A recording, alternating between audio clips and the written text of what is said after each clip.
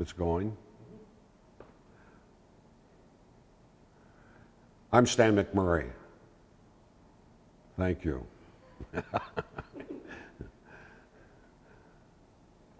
I'm Stan McMurray, the original GMM for Food and Sundries at Costco. It doesn't seem that long ago that back in April of 1983, when we first got together to start this company called Costco.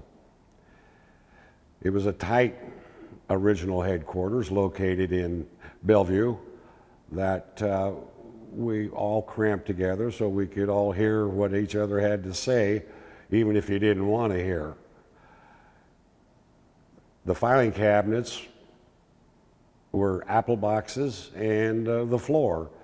So needless to say, we didn't have what you called a large budget. We weren't a subsidiary of anybody, so we had to do everything on our own. Okay, now, I remember back also, no, let me see here. From the very beginning, Costco wanted to be the best. So everything we did, we tried to be the best. The best product, the best service. Even though service wasn't our business, we still tried to give service and, of course, satisfaction to the member. It took,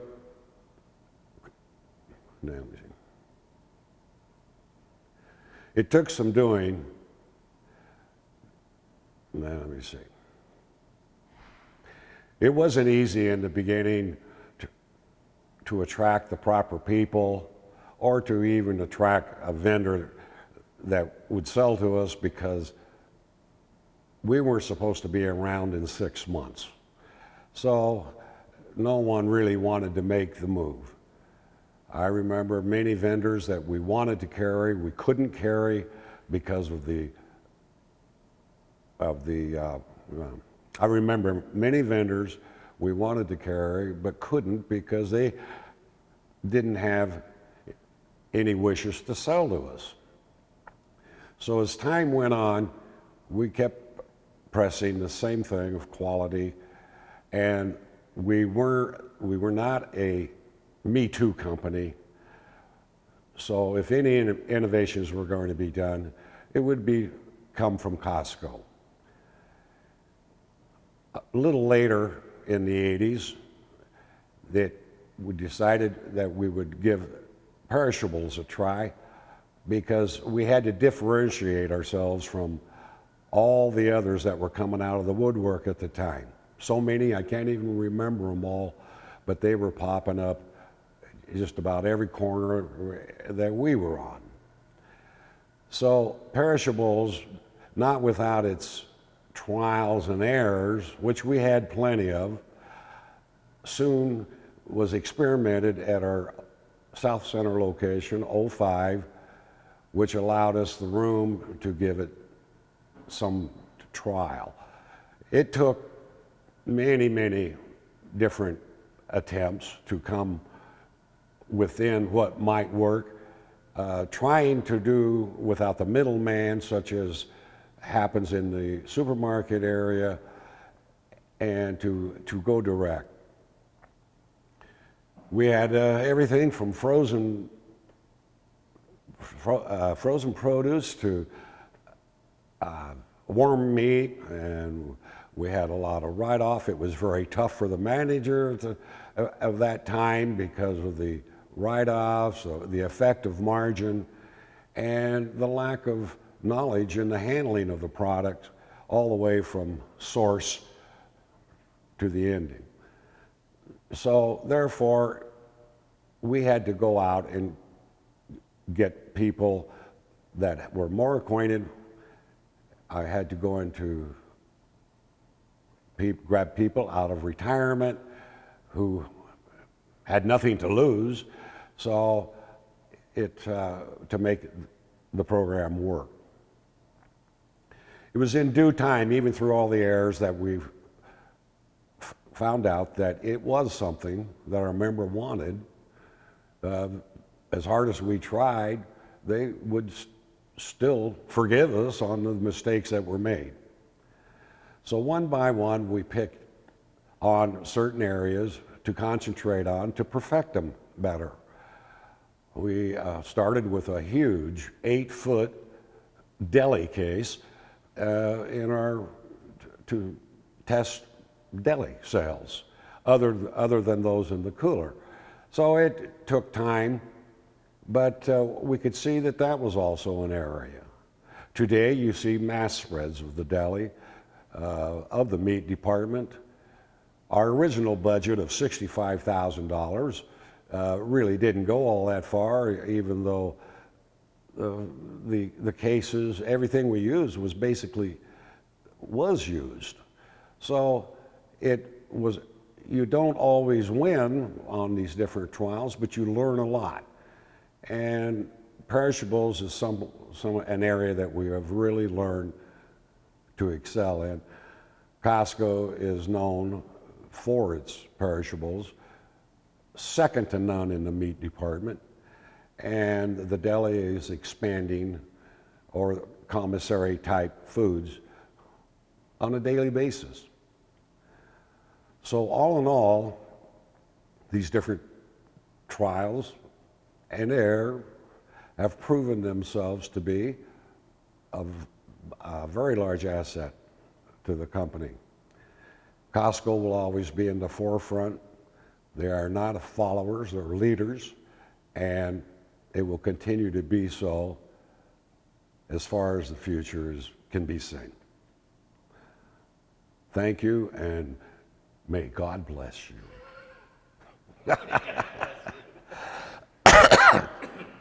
I don't know what else to say, Chad.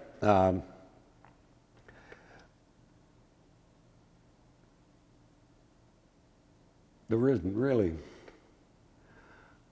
a hell of a lot. I mean, you're going to wind up with a pretty long thing here with everybody. Oh, yeah. It'll be edited down to probably a couple of minutes. Well, yeah, I mean, mine can be edited way down. Yeah. I just don't know what it's going to look like. But wonderful. I just don't want to look like I'm stuttering, Well, which I was doing. yeah, I won't. I'll make sure it's edited. Huh? I'll make sure it's edited properly. I don't have my ears in. Oh, shit. Well, I hear myself and it sounds funny. No, I said I'll make sure that I edit it. Make sure you edit where it it good, looks. even if it goes down to 6 seconds. Is there anything else you can anything else you can think of? Well, not in that area. I mean, that's the area they want. I mean, they have the food and sundries department. That goes forever. Yeah. I didn't know if I should get into naming names or. Like when you first decided to bring in produce or to try meat, was that just, well, you mentioned it's just because you needed to catch up and to try to, be different than the other guys, so that's pretty much. When we first brought it in, Yeah, what was the first type of products you brought in? You only had 8 feet, so. not in produce. The deli case was 8 feet. Okay, We stacked the produce out on the floor. It was in.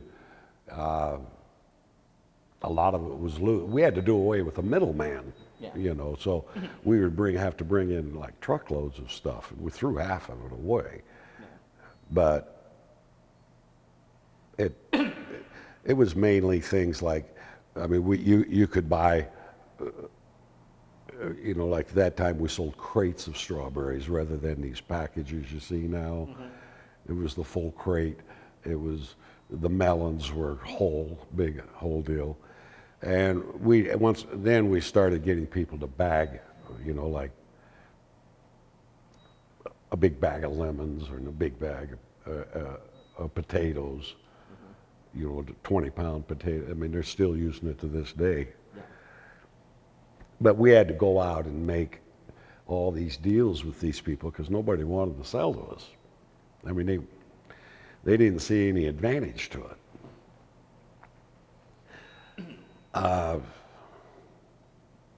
What were some of the first products of produce? I mean, Produce? Yeah.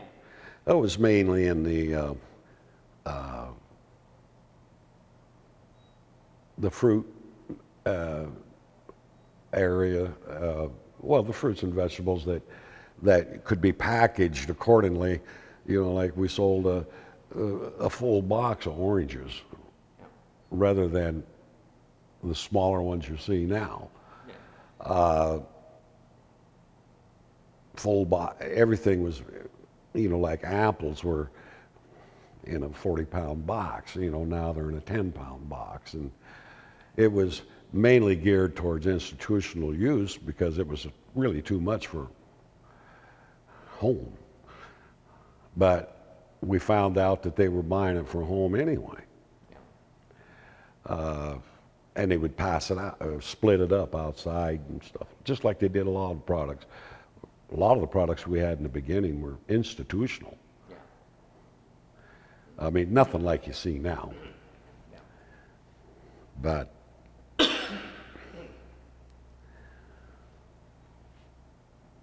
Anything else on anything else on the meat?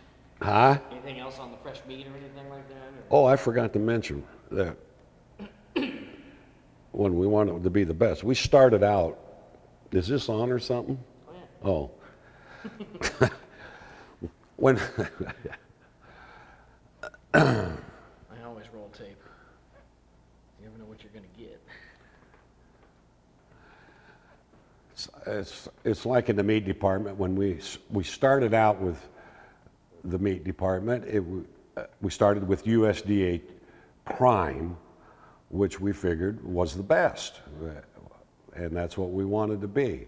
But the inconsistency of the supply didn't allow us to keep a steady stream of product, so we were forced to move to the USDA Choice, but we also went to the high end of Choice, which is so close to Prime, it could be marked Prime as it is. That is why Costco has the reputation that they do in the meat department. It is still that way today. So there's other areas, such as the produce. We had to buy the full case lots, such as the 40-pound of apples, a full case of oranges.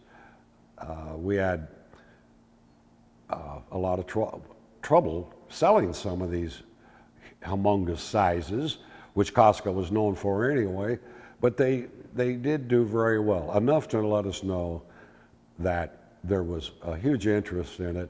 And as time went on and our volume increased, many vendors would allow us would package for us a smaller size, many of such as you see today, so that the average ring was still good, but it wouldn't spoil. In the meantime, that type of packaging is still going on today. We used to have a broker that would go and purchase for us out in the fields, and sometimes you just took what they got and what they didn't have.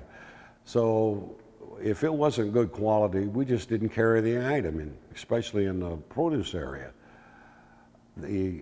So from there, we went to our own purchasers, and we used to buy parts of a field, and then we were buying the field, and now we're buying the whole farm of everything they produce.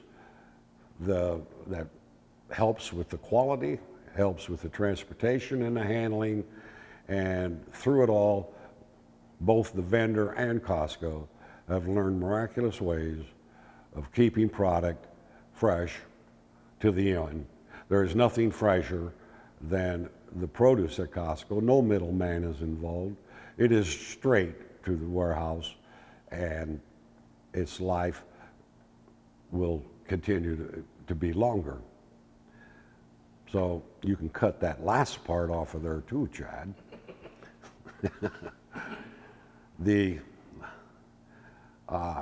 In the bakery area, we always wanted to be known for the croissant. I've walked no less than 1,000 miles with Jim and Dick and others from Stu Leonard's in back east to Vaughn's Pavilion in California and every place in between, trying to figure out who does what best. And croissants was something that we wanted to pick on, that to be number one, such as it was for Stu Leonard. Lo and behold, the muffins became our trademark. To this day, we have received different complaints about certain poppy seed muffins making people on the police force fail their tests. I don't know if it's true, but we do know it's an ever popular item, such as all the other bakery items that have been added since. It is an area that was really hard to fill under the original $65,000 budget, and I may add, we did go over because there was some money wasted on a potato bagger, which took up about $25,000 of that. It wasn't supposed to happen, but it did. And so from there, we learned another lesson. We now have all this packaging is done for us. So outside of that, we have become the best.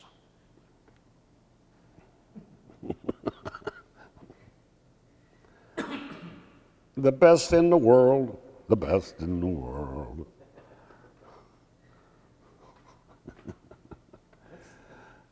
Chad, I don't know. You can do whatever you got to do. We got some good stuff in there. Huh? So we got some good stuff in there. Well,